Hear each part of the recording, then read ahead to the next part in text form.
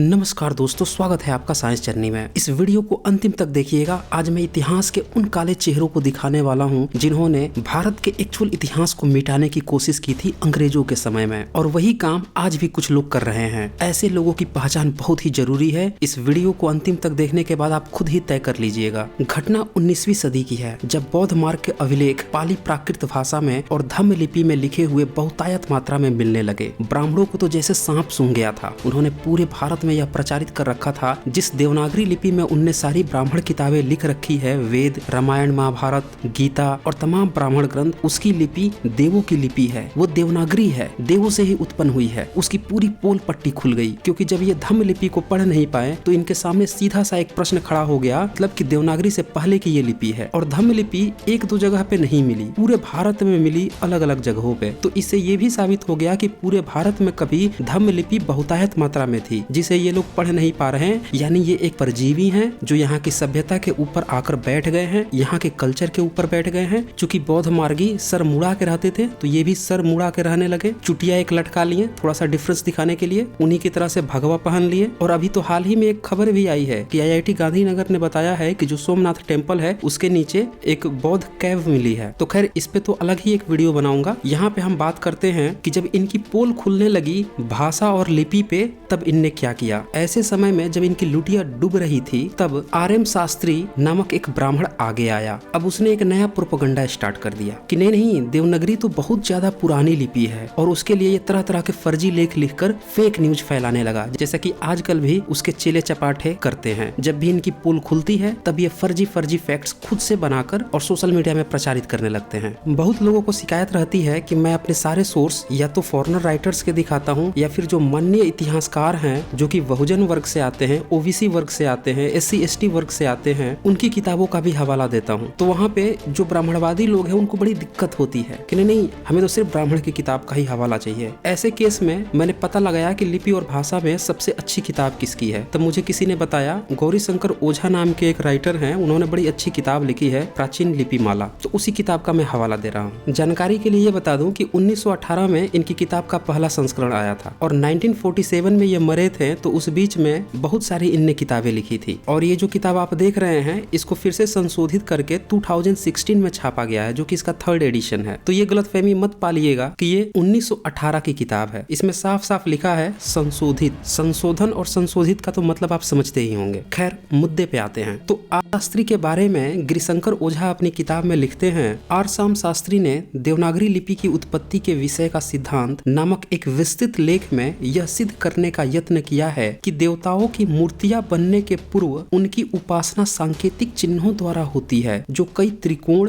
तथा चक्रों आदि से बने हुए यंत्र के, जो देवनागर कहलाता था, मध्य में लिखे जाते थे। देवनागर के मध्य लिखे जाने वाले अनेक प्रकार के सांकेतिक चिन्ह कालांतर में उन नामों के पहले अक्षर माने जाने लगे, और देवनागर के मध्य उनका स्थान होने से उनका नाम देवनागरी हुआ। तो देखिए, इसने खुद से ही इस तरह की फर्जी फैक्ट बना दी, यह साबित करने के लिए कि जब से देवों की मूर्ति बनती थी, उससे बहुत समय पहले से ही देवनागरी लिपि चली आ रही। ये पूरी बात आज की डेट में खंडित तो हो ही चुकी है। गिरिशंकर ओझा ने भी अपनी किताब में इस पर लिखा है, टिप्पणी करते हुए, वह लेख बड़ी गवेषणा के साथ लिखा गया है और युक्ति युक्त अवश्य है, परंतु जब तक यह सिद्ध न हो जिन जिन तांत्रिक पुस्तकों के अवतरण उद्धृत किए गए हैं। अब देखिए, ये बंदा जो आया था RM शास्त्री, इसने तांत्रिक किताबें फर्जी लिख के और उसमें से प्रमाण दिखाने की कोशिश की थी। ये इतने बड़े जाहिल, गंवार और षड्यंत्रकारी होते हैं। आगे ओझा लिखते हैं, वे वैदिक साहित्य के समय के पहले के हैं या कम से कम मौर्य काल के पहले के हैं, तब तक हम उनका मत स्वीकार नहीं करेंगे। यानी गिरिशंकर ओझा ने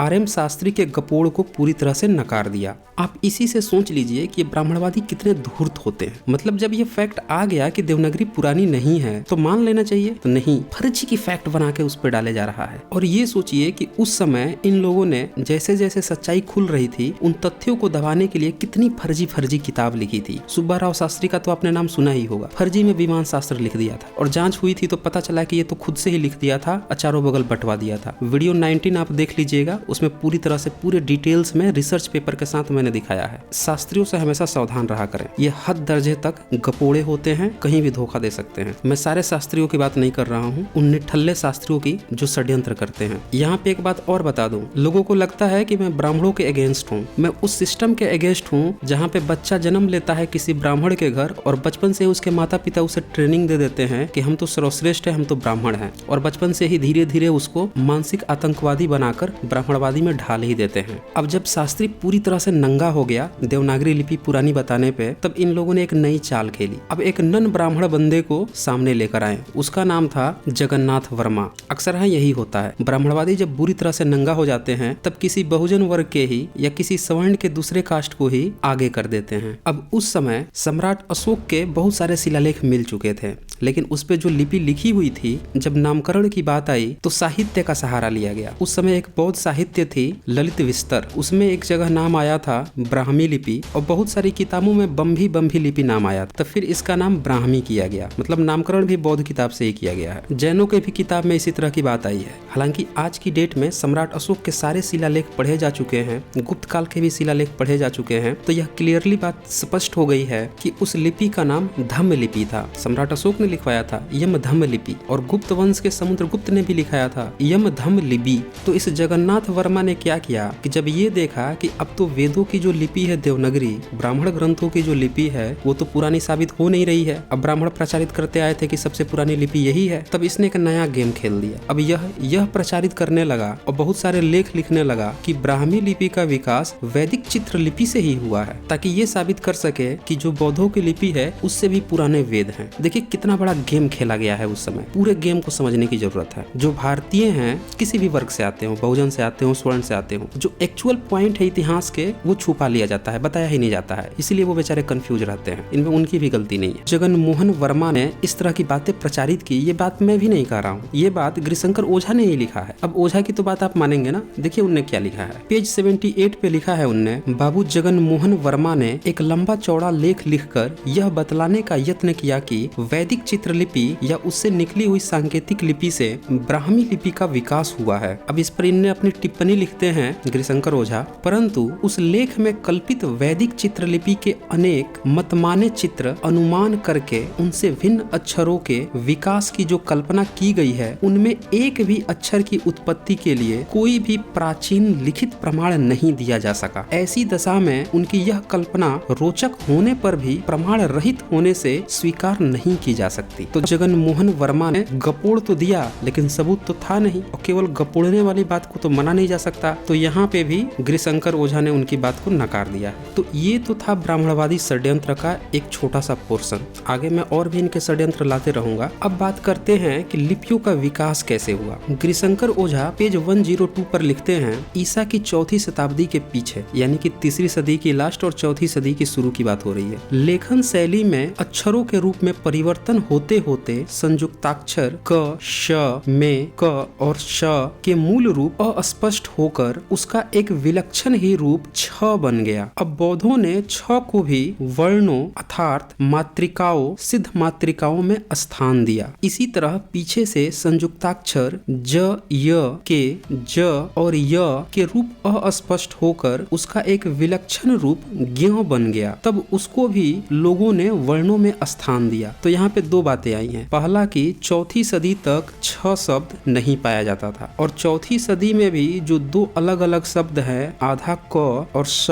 वो दोनों मिलकर छ की रचना करते हैं, और ये दोनों भी संयुक्ताक्षर हैं, जो कि देवनागरी लिपि जब 9वीं सदी के बाद 11वीं, 12वीं, 13वीं सदी में विकसित हो गई, तब ये कंप्लीट छ का आकृति आया है, यानी कि इनका एवोल्यूशन हुआ है, ये विकसित हुए हैं। अब सोचिए, जो ये लोग कहते हैं कि ईसा से भी 350 साल पहले चाणक्य था, अर्थशास्त्र लिख दिया, उसमें बहुत जगह वर्ण व्यवस्था की बात किया है। अब उसमें क्षत्रिय शब्द कहाँ से आ जाएगा जब छ शब्द था ही नहीं। तो ये छोटे छोटे प्रश्न हैं, छोटे छोटे क्वेश्चंस हैं जिसको लोग नहीं समझ पाते हैं, इसीलिए वो काल्पनिक चरित्रों को नहीं पकड़ पाते हैं। इसी तरह से ज्ञों के बारे में ही बताया गया है कि दो शब्द धीरे धीरे मिलकर और फिर देवनागरी लिपि में जाकर ये ज्ञों बने हैं। इसमें एक बात और मजेदार लिखी हुई है कि बौद्धों ने इसका स्थान दिया। अब सोचिए, लिखा पढ़ी का सारा काम बौद्ध कर रहे थे, मतलब लिपि और भाषा भी जो विकसित हो रही है वो काम भी बौद्धों का ही था। तो फिर ये ब्राह्मण थे कब, और 4वीं सदी की बात हो रही है। आगे ओझा महोदय लिखते हैं, तंत्र ग्रंथों में छ और ज्ञ की वर्णों अर्थात मात्रिकाओं में संज्ञा दी गई है, परंतु ये दोनों सर्वथा वर्ण नहीं किंतु संयुक्त वर्ण है और उनके घटक दो दो अक्षरों के मूल रूप न रहने पर एक ही विलक्षण नया संकेत बन जाने से ही उनकी वर्णों में गणना हुई है, जैसे कि वर्तमान काल में नागरी की वर्णमाला त्र की भी। तो यहाँ से आप क्लियर समझ गए होंगे कि देवनागरी लिपि में आके ही ये विकसित हुआ है, उसके पहले ये संयुक्ताक्षर थे 4वीं सदी के बाद से। आगे ओझा महोदय ने नोट्स देकर भी री, री, री, री इन चारों स्वरों का प्रयोग भी बताया है कि ये प्राकृत साहित्य में नहीं है, बौद्ध और जैन ग्रंथों के प्राकृत साहित्यों में ये कतई नहीं पाए गए हैं और प्राकृत साहित्य में इनकी आवश्यकता भी नहीं रहती है। आगे ये भी लिखते हैं कि अब साधारण लोगों के व्यवहार में भी नहीं आते और प्रारंभिक पढ़ने वालों की 12 खड़ी में भी इनको स्थान नहीं मिलता। यह प्रारंभिक पठन शैली आधुनिक नहीं है किंतु अशोक के समय के बने हुए महाबोधि मंदिर के पास बुद्ध के चक्रम अर्थात भ्रमण स्थान में दोनों ओर 11-11 स्तंभों की 2 पंक्तियां है। उन स्तंभों की कुंभियों पर शिल्पियों में भी ये स्वर नहीं पाए गए हैं। अब महाबोधि मंदिर सम्राट अशोक के समय में था या सिर्फ स्तूप था, ये एक अलग मैटर है, लेकिन ये बता रहे हैं कि वहाँ पे जो कुंभियां मिली हैं, स्तंभ मिले हैं, उनके शिल्प पे भी ये री नहीं पाया गया है। कब पाया गया है उसकी भी ये डेट बताते हैं। ये बताते हैं कि 6ठी सदी के जापान के होयू जगह है, वहाँ पे उषिस्य विजय धारणी नामक एक बौद्ध पुस्तक है। उसको जिस लेखक ने लिखा है उसी लेखक ने उसी पुस्तक के अंतिम में इन स्वरों को स्थान दिया है। तो देखिए, एक तो ये भारत में मिला नहीं छ और री, अब मिल कहाँ रहा है? जापान में। और जापान में भी कहाँ पे मिल रहा है? बौद्ध मठ में मिल रहा है और उसमें भी बौद्ध पुस्तक में मिल रहा है। तो क्या कहा जाए, बाबूजी तो इनके बुद्धिस्ट ही निकले। सारा का सारा छत्र ज्ञ ये सारे के सारे खोज ही बुद्धिस्ट किए हैं और ये लोग परजीवी बन के आज हथिया लिए हैं 10वीं-12वीं सदी के बाद।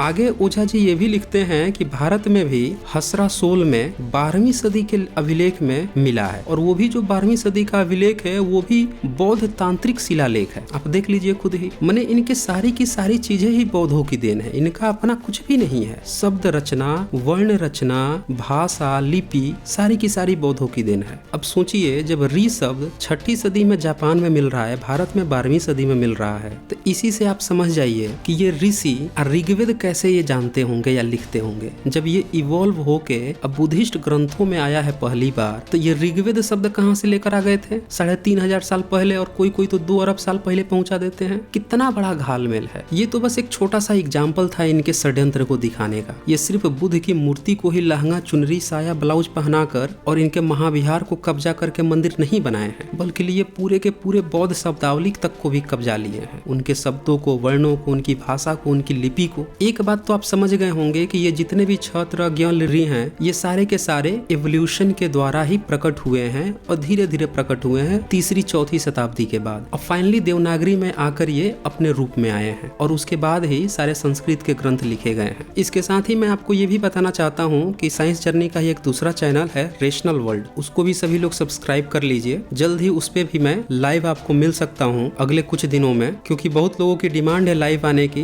लोग ये भी कह रहे हैं कि आप लाइव आइए, चाहे ऑफ स्क्रीन करके ही आइए या मास्क लगा कर आइए। तो इस पे भी मैं विचार कर रहा हूँ, तो इसीलिए ये जरूरी है कि रेशनल वर्ल्ड को आप लोग सब्सक्राइब कर लीजिए। उसका लिंक मैंने डिस्क्रिप्शन में दे दिया है, तथा साथ ही इस वीडियो को ज्यादा से ज्यादा शेयर कर दीजिए। सभी भारतीयों तक पहुंचाइए, सभी स्टूडेंट तक पहुंचाइए, सभी छात्रों को समझाइए, दिखाइए ये सच्चाई कि किस तरह से पूरे के पूरे बौद्ध विरासत को, सम्यक कल्चर को किस तरह से कब्जा कर इन परजीवियों ने अपने ढांचे में इसको ढालने की कोशिश की है। और सच्चाई आप जान न जाएं, क्योंकि असली चरित्र इनके पास तो है नहीं, तो इसीलिए ये काल्पनिक चरित्र, काल्पनिक देवी देवता फिट करके आपको कथा कहानी सुनाते हैं। तो दोस्तों, आज बस इतना ही।